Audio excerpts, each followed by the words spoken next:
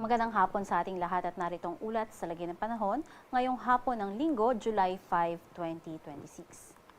Base nga sa ating latest satellite animation ay easterlies pa rin ang siyang umiiral dito sa may silangang bahagi ng Luzon at Visayas. At magdudulot nga yan ng mainit at malinsangang panahon at tsansa ng mga pulu-pulong mga pag-ulan, pagkilat at pagkulog dito nga sa may bahagi ng Cagayan Valley, Aurora, Quezon at Bicol Region.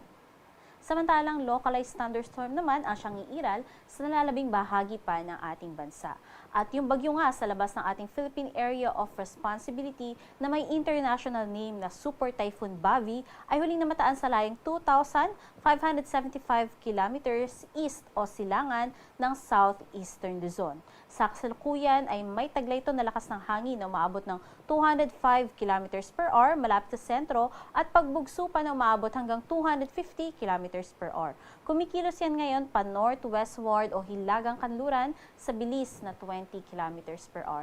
At inaasahan na nga rin natin yung pagpasok nito sa loob ng ating Philippine Area of Responsibility Martes ng gabi o Miyerkules ng madaling araw. At papangalanan nga natin yan once na nasa loob na ng PAR na si Bagyong Inday. At kasalukuyan din na mababa pa naman yung chance nito na maglandfall sa alinmang bahagi ng ating bansa. Ngunit maaari nga yang lumapit, especially dito sa may area ng Batanes at maaaring magtaas tayo ng wind signal as early as nasa loob na ito ng ating PAR, especially sa may northern and eastern section ng ating bansa. Kasabay din yan yung paglakas ng habagat o yung pagkakaroon ng enhancement ng habagat dala nga nitong bagyo. Kaya patuloy tayong mantabay sa pag-asa hinggil nga sa mga latest updates sa magiging lagay ng panahon sa pagpasok nitong si Bagyong Bavi o magiging si Bagyong Inday. At sa magiging lagay naman ng panahon bukas, asahan natin na magpapatuloy pa rin yung easterlies dito sa may silangang bahagi ng Luzon, particularly na nga dito sa may Cagayan Valley, Aurora, Quezon Province at Bicol Region. At tsansa naman ng mga localized thunderstorm ang siya namang nalalabing bahagi ng Luzon ang iiral. At agwat naman ang temperatura sa Tuguegarao aabot ng 27 to 37 degrees Celsius, Metro Manila 26 to 33 degrees Celsius at sa Legazpi 25 to 33 degrees Celsius. Dito naman sa may bahagi ng Visayas, Mindanao, Palawan, bukas, makararanas naman ng localized thunderstorm din o yung pagiging mainit at maalinsangan ng panahon sa umaga at pagsapit ng hapon, mga tsansa ng mga pulu-pulo at panandali ang mga pag-ulan, pagkilat at pagkulog. Agwat ng temperatura dito sa may Cebu, Puerto Princesa at Zamboanga, aabot ng 25 to 32 degrees Celsius. At dito naman sa may parte ng Cagayan de Oro, 25 to 31 degrees Celsius.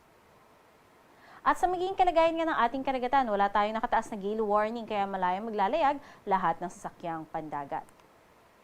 At sa magiging lagay naman ng panahon sa susunod na 3 araw dito sa may Luzon, asahan nga natin na magpapatuloy pa rin yung mainit na panahon, ngunit pagsapit ng Huwebes na kung saan papalapit na nga yung bagyo dito sa Mahilaga at silangang parte ng ating bansa, especially dito sa Luzon, ay maaari na nga diyang makaranas ng mga kalat-kalat na mga pag-ulan, especially dito sa may northern parts ng Cagayan Valley, including Batanes, Babuyan Islands, Cagayan, hanggang sa may Isabela. At dito naman sa may bahagi naman ng Kabisayaan, magpapatuloy din yung generally fair weather. Ngunit pagsapit ng Huwebes, dala nga ng paglakas ng habagat ay magkakaroon na uli ng mga kalat-kalat na mga pag-ulan, especially sa may western section ng Visayas, Western Visayas, Negros Island region, and some parts din ng Central Visayas. At sa may bahagi naman ng Mindanao sa susunod 3 araw, mas mapapaaga dito yung pagsisimula ng habagat na kung saan as early as Miyerkules ay makararanas na nga yung Zamboanga Peninsula, Lanao del Norte, at dito rin sa may South Cotabato at Sarangani, maging including Barm na mga kalat-kalat na mga pag-ulan sa Miyerkules at magpapatuloy nga yan hanggang sa Huwebes. Dito sa Kalakhang, Maynila, ang araw ay lulubog ng alas 6:30 ng hapon at sisikat naman yan bukas ng alas 5:32. Manatiling may alam sa lagay ng panahon at bisitahin ang ating mga social media pages sa X, Facebook at YouTube at i-search lamang ang DOST Pag-asa. At para sa mga karagdagang impormasyon ay bisitahin ang ating website pagasa.dost.gov.ph at panahon.gov.ph. At yan ang latest mula dito sa Pag-asa Weather Forecasting Center. Charmaine Varilla, nag-uulat.